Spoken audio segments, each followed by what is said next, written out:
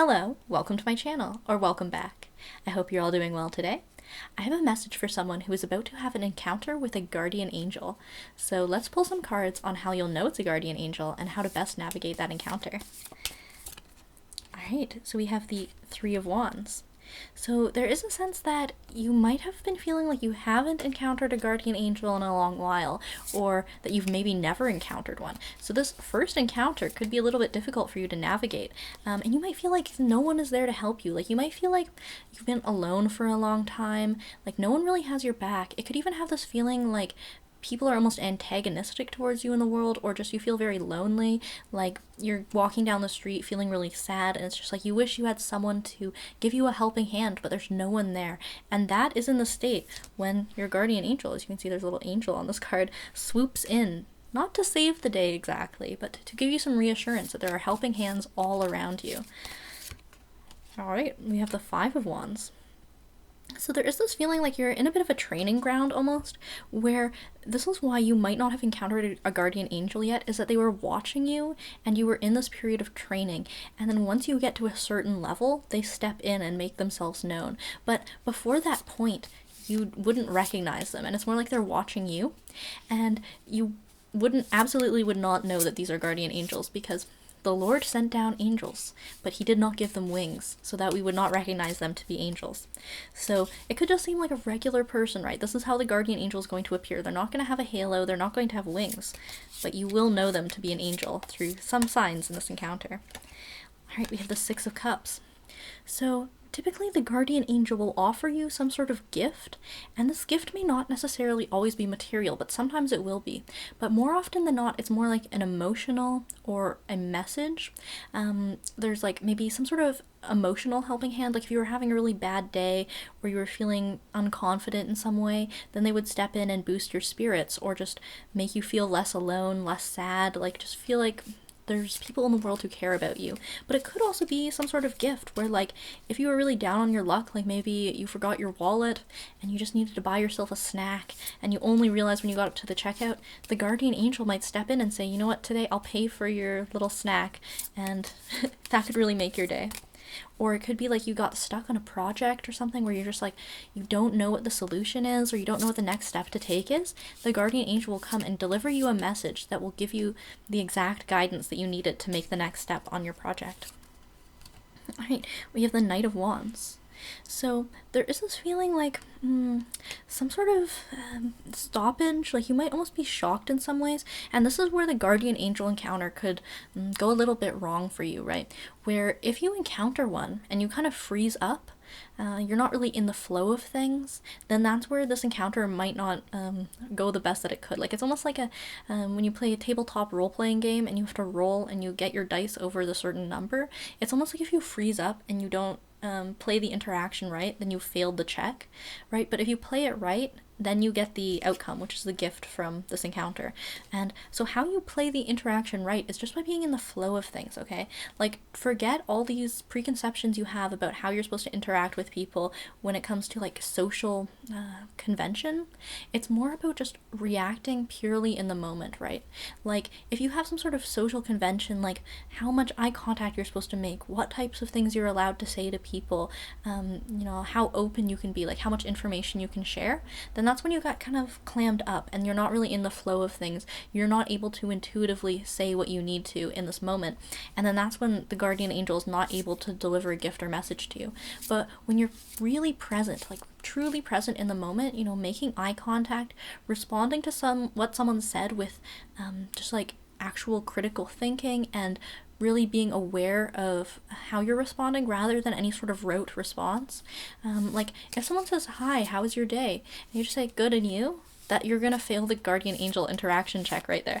If you actually say, well, you know, I'm having a little bit of a hard day, or I'm feeling this way, or that sort of thing, like then you're opening yourself up to the possibility of this interaction, because what is essential in these interactions is truth, honesty, openness, and most importantly, presence.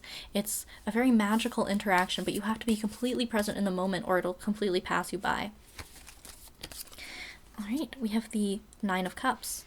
So there is this feeling like the guardian angel is almost the guardian of certain secrets, of certain mysteries, and it's almost like a gatekeeper is kind of the sense that I'm getting.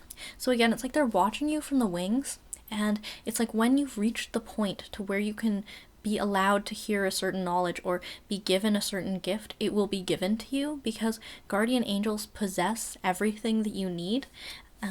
But it's only at that point when you are actually ready to hear the knowledge or ready to receive the gift that you will get it. So it's this feeling of like a guardian angel is not just going to swoop in and give you $1 million or just be giving you some job opportunity that you've always dreamed of.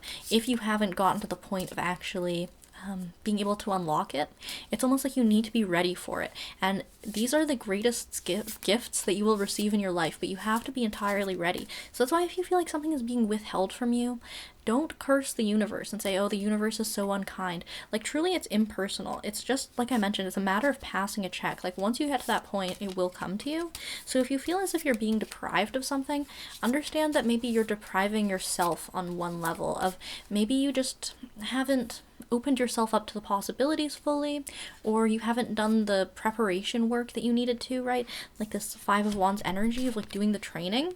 So for example, if this was some sort of esoteric message related to your spiritual development, if you hadn't really been doing any sort of spiritual practice or studying any texts or just having any sort of direct experience, maybe through meditation, then you wouldn't be able to receive any sort of esoteric message because, first of all, you wouldn't be ready to use that knowledge in any practical sense. But secondly, you probably wouldn't understand it because a lot of these messages are given in code, essentially, right? Like, these are things that cannot be communicated through the English language, and in any language in particular, but especially English because it's quite limited when it comes to these things, so that this message will be delivered to you in illusions or through symbols. So if you haven't done the proper study, you're going to miss the symbols, or you're going to only be thinking at a certain level, whereas the guardian angels are communicating at a different level. So it's like you need to be able to understand all the meanings of words and the synthesis of like illusion and symbols, where these words in combination then combine to create a higher meaning. And every sentence might have like different meanings, maybe like 3 levels of meaning or more. But just to give you the example of like on 3 levels of meaning, if it's just you cognitively understand the meaning of the words, you're on one level. Then if you symbolically understand it, then you're on another level. And then if you understand practically what this means, you've reached another level. So it's a matter of having that preparation in terms of your knowledge and practice.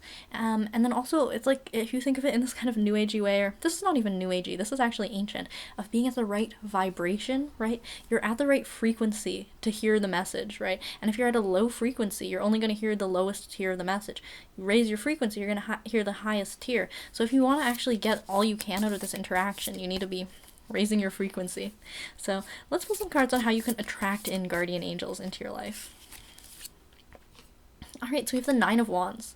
So there is this feeling of you can't be too guarded. You have to be very open.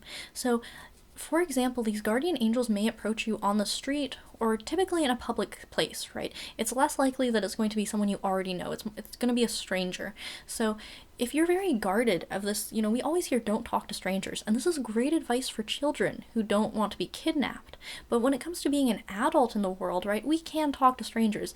This actually offers a lot of us new perspectives that we've never heard, or just interesting information, or new connections that could lead to some sort of business proposal, or just creative development. There are so many wonderful opportunities that come from talking to strangers and being open and trusting and willing to hear what they have to say to you. So if you have this really guarded feeling of like, if someone comes up to you and you're just like, I don't want to talk to you, or like, why are you wasting my time? Or you have headphones on and you're just like, stay away from me, right? The guardian angel can't come up to you. You have to be open, okay? Like, head up, eyes up, scanning the street, making eye contact with people, and otherwise you're just not making yourself open to be approached. And so this is a very important part of attracting in the guardian angel. All right, we have the Hermit.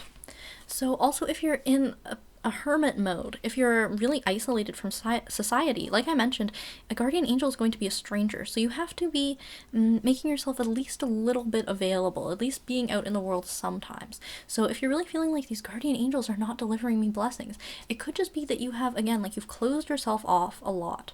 And, the guardian angels will find you though. So even if you are quite closed off and you do the minimum interaction with the human race as possible, they will still find you. Like even when you're just on your way to the grocery store or on your way to work, a guardian angel could track you down then. They got eyes everywhere. But there is this feeling of, if you're hermiting right now, don't expect too many interactions with guardian angels, because that's just part of it. Is like the more you interact with people in the world, the more interactions you get from the spiritual world as well. But when you're really alone in contemplation, those interactions don't manifest so much in the physical world. Like you'll still be able to commune with angels or spirit guides in whatever way you can, but it'll just be more on less on the physical level. Like you wouldn't physically see this spiritual guide or this angel entity in your physical environment when you're hermiting. But when you go out in the world, then you're gonna see them physically in the world. So, but they're always there. They're always watching. Okay. We have the Ace of Swords. So there is this feeling of your primary guardian angel is actually with you at all times. And in fact, this is what you could call an inner soul guide, the anima or animus, who will lead you through different trials in your life, and accompany you on your spiritual journey, as well as your journey in the real world when it comes to your career development or your personal development. So it's understanding that this angelic presence is always with you, and it's something you can tap into at all times. So if you feel ever deprived of a guardian angel presence in your life, understand that you actually do have a soul guide within you that you just have to connect to. And this can be done through dreams, through journaling, through active imagination, through art. Like you could draw a picture of this soul guide, and it is something that will give you a lot of new knowledge and maybe point you to practical ways that you could encounter a guardian angel in your 3D environment. Alright, so let's draw some cards on what exactly these guardian angels are able to offer you. And like I mentioned, it tends to be in the form of some sort of knowledge, or an emotional gift of cheering you up in some way, or it could also be a material gift, but there's a wide range of things. Okay, so we have the Seven of Wands. So there is this feeling of, like, it's almost like you almost have to fight them off, where it's like you are constantly being offered these gifts, constantly being offered these interactions, but it's almost like, again, with this guarded energy, you might be fighting them off, so you might be repelling them, or it might be like you have to choose which ones you welcome into your life. Like, it's almost like there's an abundance of things being offered to you in every moment. It's just about going out there and seizing the one that is right for you. Alright, we have the King of Pentacles. So there is this sense of being really full, feeling abundant. Again, like you have everything you need. In fact, you already have everything you need. But when it comes to any sort of new development in your life, those could be brought in from the form of a guardian angel. So it's like when you're really full in yourself, like just satisfied in yourself, this feeling of I have everything I need already, then that is when more abundance will be brought to you. If you have this feeling of lack, of like I never have enough, I always need more, no real abundance is going to be brought into your life. It's when you're really feeling full in yourself, feeling really powerful, that then you are able to handle more abundance. So again, there's this feeling of, it's like your cup runneth over in some ways, where, again, like when you have everything you need, more things will be offered to you because you'll be able to make the best of it, right? Like when you're in this lack mentality, it's almost like any money given to you, you'll just spend right away, or any sort of material that's given to you, you'll just waste. But when you feel really satisfied, it's like anything more is the cherry on top that then you will make the best of, or you will use it in some way that will help the world at large and not just in some sort of selfish sense. But the things that can be delivered to you in this sense, yeah, it could be like, it's almost like this charity of like pass it along as kind of the vibe. Like, again, you have everything you need so that if someone gave you some resource, you would be able to pass it along to someone else. And so this could be in the form of like material resources like food or just general supplies that you need to maintain your life. And so there's this feeling that even if it wasn't something you exactly needed, you could kind of pass it along or maybe trade it for some sort of currency. Like that story story of the person who trades the paperclip for something else, and you keep trading up and up until you can afford a house with it, is essentially that. So it's like you might be given something that then you could give to someone else or trade to someone else that then would give you something else in return. And so it's kind of this ongoing process. And this is the thing you might not realize, is that your body may in fact be inhabited by guardian angels at times. So if you wanted to think about what this guardian angel is, you could think of it as like your higher self in some ways. Like there are of course actual angel deities that you could specifically commune with. But when it comes to this guardian angel vibe, this is more like connecting to your higher self, right? So if you've ever felt guided to deliver a message to someone, that is essentially you being inhabited by your guardian angel. So, if you ever see someone having a kind of hard day, and you just feel inspired to say exactly the right words to cheer that person up, that's basically a guardian angel acting through you. So you could imagine how this would work through other people as well. Like if you were having a bad day, someone else might be inhabited by their guardian angel. It has less to do with this ego identification of like, oh, this is a very nice person, so they're going to be very nice to people, right? It's more about just the universe is nice to itself, or like there's this feeling of being held, of being in harmony with the world.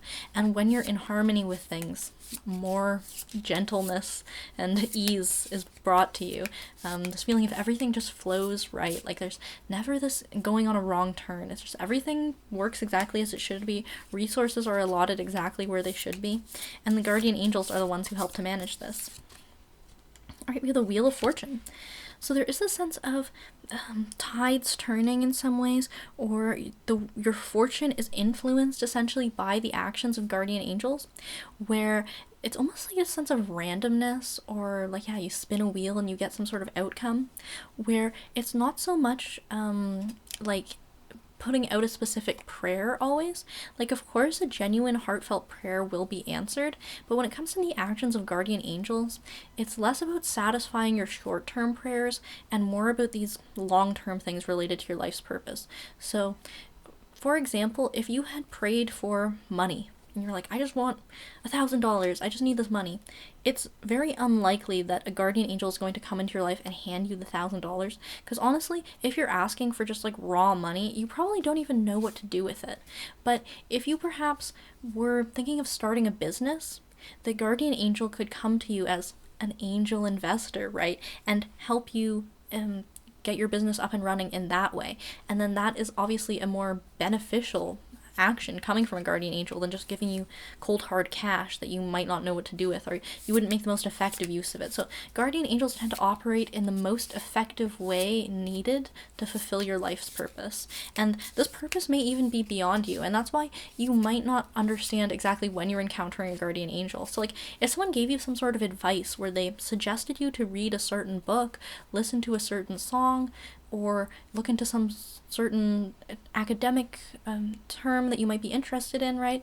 You might think, oh, this is just a person sharing their interests with me. But no, they felt intuitively guided to share this specific message with you because on some other level, a part of them knew that this was related to your life's purpose and was essentially a puzzle piece in your great work. So they're like passing it along to you, and you do the same to other people. If you've ever felt inspired to just have a conversation on a topic that you might not usually talk about to someone, but all of a sudden when you're talking to one specific person, you feel like, I just need to mention this one thing to them. Like for some reason it feels really important. That is essentially what you're doing there. Is like somehow that information was related to their life's purpose. And there's this feeling of everything is coming together like a puzzle, or like butterfly effect is coming through as well, where it's like every interaction matters, nothing is meaningless. Alright, we have the Queen of Wands. So it's about this feeling of optimism and of walking your own path as well. But also in some ways being a companion to others. So it's almost like when you are in this more optimistic state of the world operates for our benefit. The world is not hostile to us, but in fact the world is thriving, the world is imagining things, everything is working together, all the puzzle pieces are coming together. Then this is when companions come out of the wings for you to help you, and at the same time that is when you are more able to inspire others as well. And there's this feeling of a strong sense of independence, where it's almost like you don't actually need these specific ego connections towards any person in the world. Like, we're very much conditioned to think that we need to rely on very specific people. Like, you really need to rely on your parents, or you really need to rely on your certain friends. And this can almost foster this kind of maybe a toxic dynamic in some cases, where we have these really strong ties on the ego level because we think that that is essential to our thriving in the world. Like, many people think that if they cut off their parents, they would just be completely alone in the world and just unable to do anything. They would just fall flat on their face, become homeless, whatever. But actually, maybe these parents were actually abusive to them or toxic in some way that was maybe holding them back a little bit. And when they cut the cord, they actually realized that many allies are waiting in the wings to come in and help you in ways that you would have never imagined. And it's almost like when you get too fixated on these certain bonds of like thinking that they are the ones who are going to help you out when it comes to fulfilling your life's purpose, that can actually hold you back a little bit. But when you open yourself up to receiving help from anyone in the world, more of that help flows towards you. But that's not to say that you can't receive a lot of assistance from the people who are already close to you in your life. That is for certain.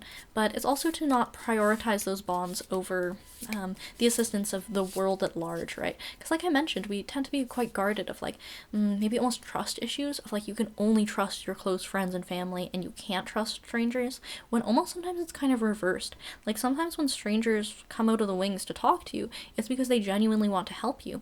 Whereas sometimes you put blind faith in the people close to you and they actually hurt you more. But of course, this is truly depends on your personal circumstances. This is not a blanket statement exactly, but it just could be the case, and you just don't want to close yourself off to anything. Okay, so we have the Four of Wands. So there's this feeling of having a really strong foundation that then leads to some sense of celebration. So again, like I mentioned, it's about having a sense of preparation, of building this strong foundation for yourself, where you already are able to understand a wide range of ideas. You already have some sort of physical abundance, some sort of physical structure in your life, like your days are structured, or you have some sort of routine. And this is when more things can be brought to you, and then you're able to celebrate it. So I feel like if you are feeling like you're lacking in some guardian angel guidance, it could almost be that you're just like a little bit too out of control. Like you just aren't locked in enough to actually receive the messages or gifts that the guardian angels have to offer. But once you get to this point of really standing on your own 2 feet, although I guess that's a Four of Wands, your own 4 feet, like a dog or like an elephant, very sturdy, then that's when more things can be brought to you. It's almost like building up on a house, and it's like the guardian angels each come and they offer you a piece of furniture. Here's your thatching for your roof. Here's some paint for your walls, right? But if you don't even have the plot of land marked out, it's like they can't really give anything to you, right? So it's just about marking out that plot of land, and that strong foundation essentially comes from the individuated self, and just the strong sense of stability in yourself as well. Where if you're just like a little bit too out of control, like I mentioned, like if you're someone who sometimes tends to wallow in any sort of feelings of self-pity or self-hatred, that's almost when you can kind of spiral and block out these messages. But when you genuinely have this feeling of not being too attached to your ego, of just feeling like, okay, I'm a part of the universe wants to help me, like the world is good, or it doesn't even have to be good, but maybe the world is neutral. The world is impersonal. Nothing is specifically helping or harming me, but things are just going exactly as they need to. Then that's when things will manifest in your life that look a little bit more like help to you. From your perspective, they look like help, but it's really impersonal. Alright, so we have the King of Wands. So there's the sense of, again, you might be looking away from some of the guardian angels that are appearing in your life, where this gift is being offered to you. It's being offered to you on a silver platter, and you just look away because you don't understand that this is a gift to you. So this is where, if you don't pay attention in conversation, like I mentioned, if you're not fully present, if you're kind of looking away, you're looking at other people in the room that you want to talk to, you're not looking this person in the eyes, you're not listening to what they have to say, you're just thinking about what you're going to say, or you're thinking about, I can't wait until this interaction is over so I can go do whatever I'm thinking about, you're just missing all these wonderful messages that could be delivered to you. But when you're fully present with another person, that's when these messages can be delivered. And there is this sense of being guarded in some ways, like feeling maybe an overinflated sense of your own power sometimes.